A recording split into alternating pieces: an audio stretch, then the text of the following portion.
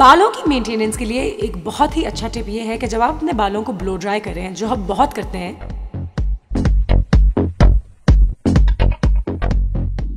क्योंकि कभी बाहर जाना होता है, कभी मीटिंग्स होती हैं, काम पे जाना होता है और सैलून्स भरे हुए होते हैं, लेकिन जितने आपके बालों पे डैमेज होता है आपको शायद अंदाज़ा भी नहीं हो सकता है। जब आप अपना बाल ब्लो ड्राई करें तो जो हेयर ड्रायर है उसको एटलीस्ट 6 इंचेस अपने बालों से दूर रखें और उसको कॉन्स्टेंटली हिलाते रहें कि वो आपके बालों को ओवर हीट ना करे।